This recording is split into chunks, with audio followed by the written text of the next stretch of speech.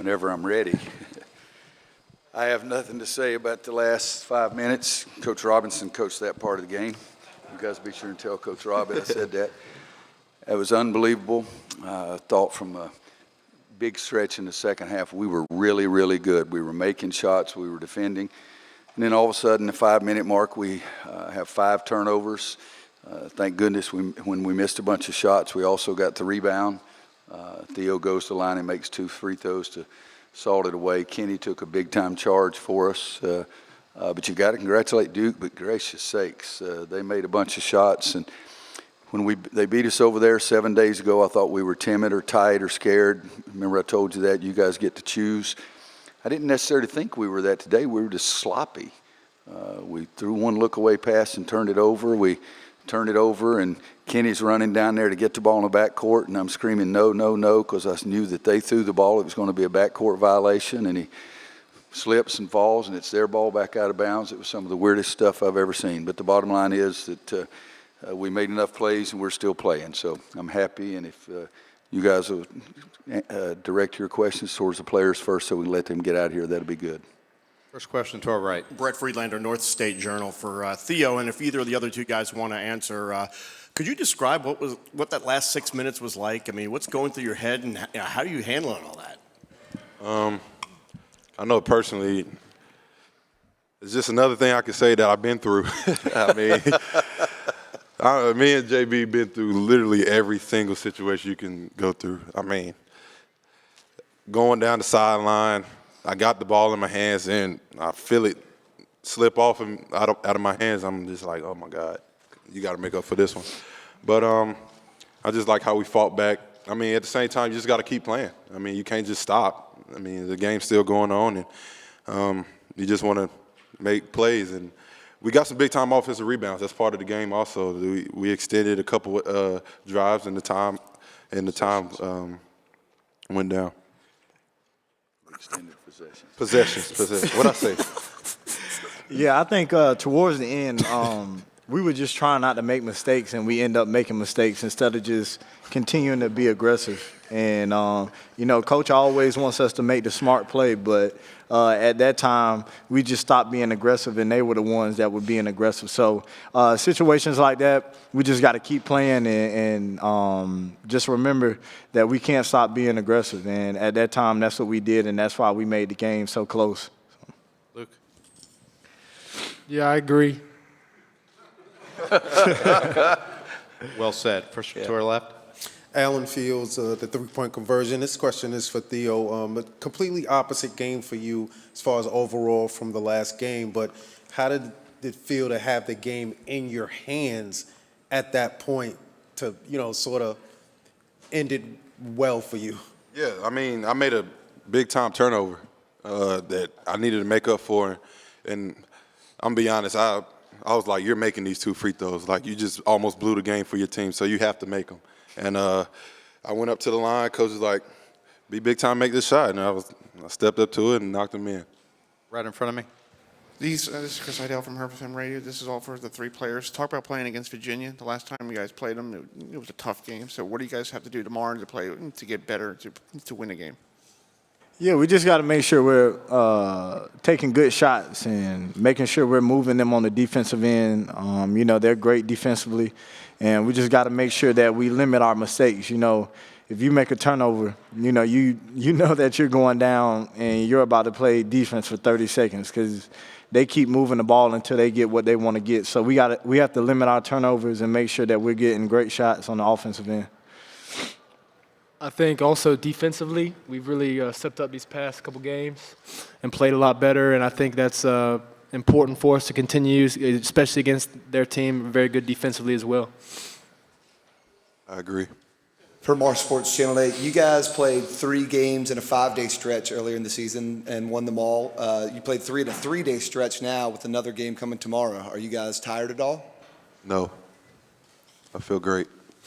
We got some of the best people on our staff to really help us out, and I mean, they do so much for us behind the scenes, and we're really lucky to have them behind with us.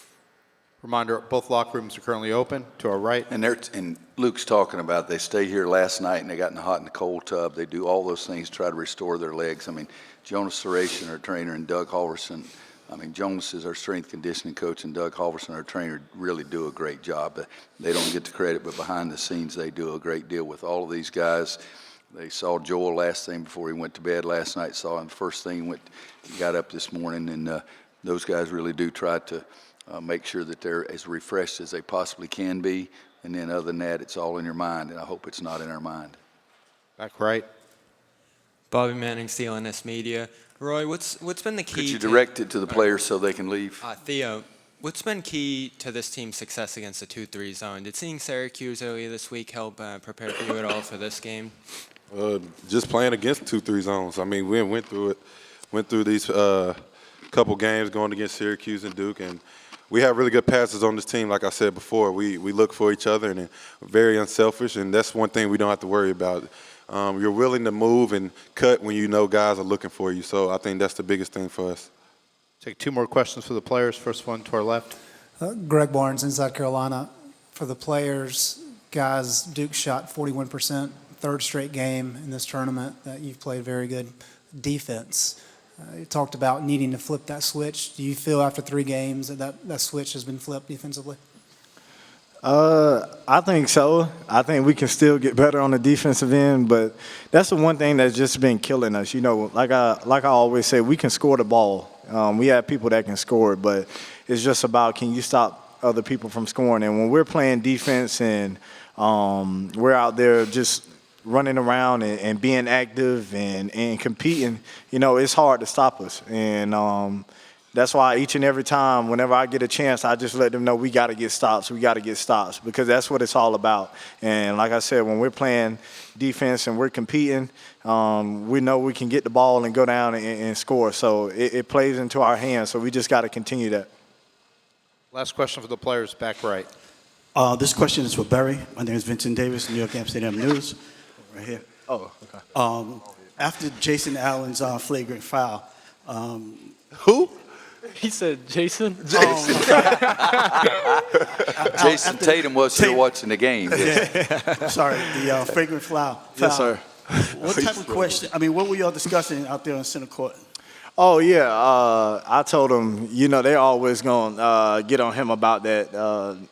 Any little trip he does, if he put a finger on somebody, you know, they're going to react. So it's always a joking thing with me and Grayson. You know, I don't have any hatred towards him. You know, we're good friends. We're both from Florida, and we play with each other. But I just told him that, you know, you just got to watch yourself, because anything you do like that, you know, they're going to get on you about. So that's why we just laughed it off. And Yeah, all of us are good friends. Like, me and Joel played on the same team with him at, was it? Somewhere. In the summer. And it was nothing. We cool with him. Just after the game, we told him just good game and stuff like that. Okay, guys, thanks.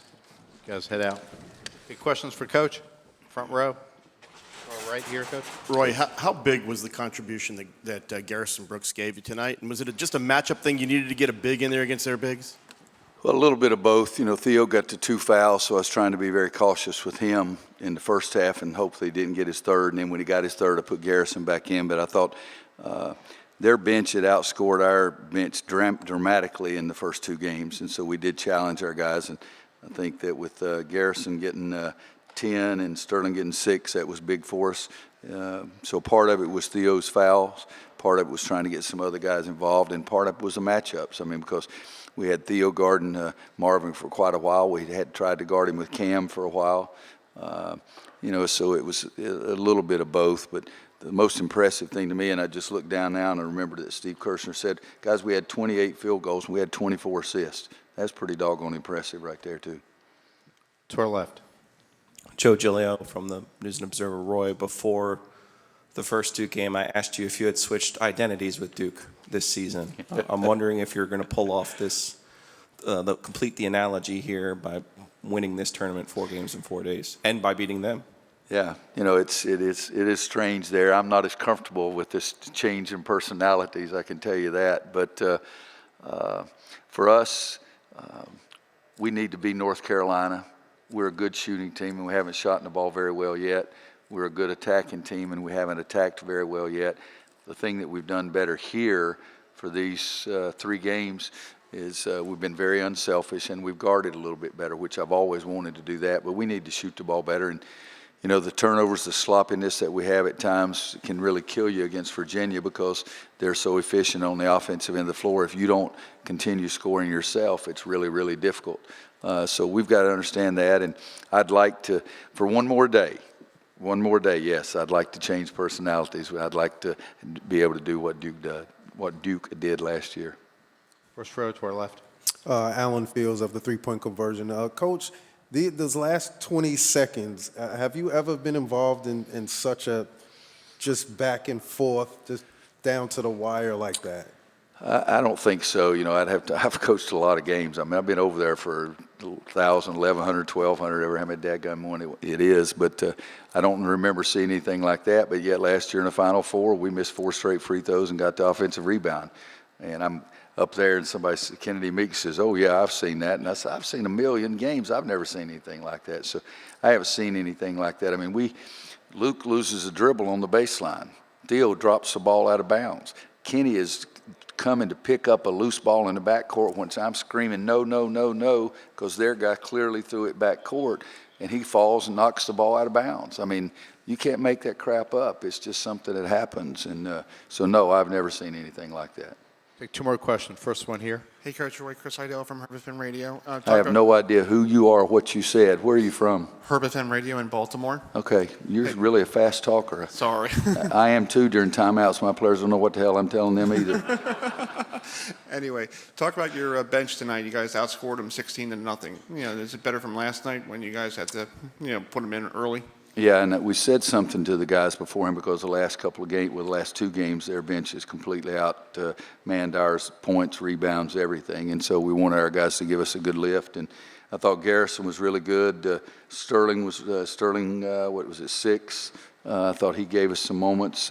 He's around that basket. I get on him all the time about going up strong with it because I thought he's too soft. His first 2 attempts were both blocked.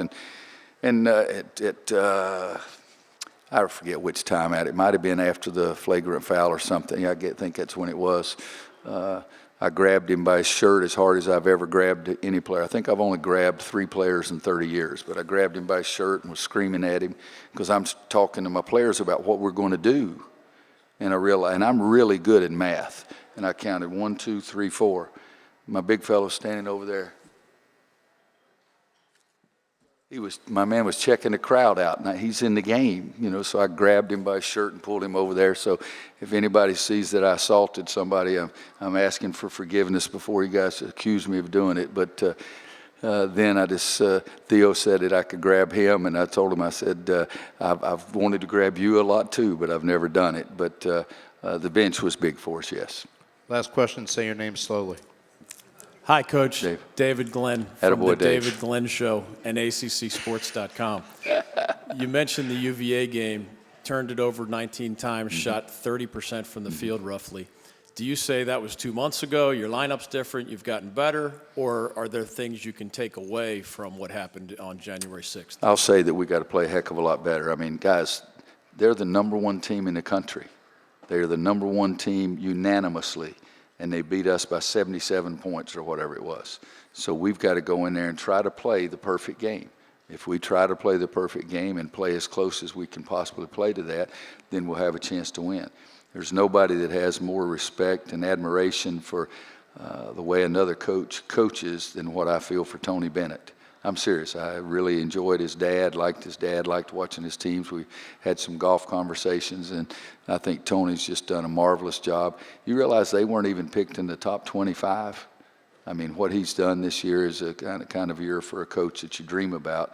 So I'm going to say those things because they're well-deserved, but we have to play better. We really have to play a lot better, and if we play a lot better, then we'll have a chance. I think we have improved in some areas. I think the personnel is a little different, the way we play. For us, a lot of things have to go right in order to beat Virginia. It's 20.9 seconds average time of possession on the defensive end of the floor for them.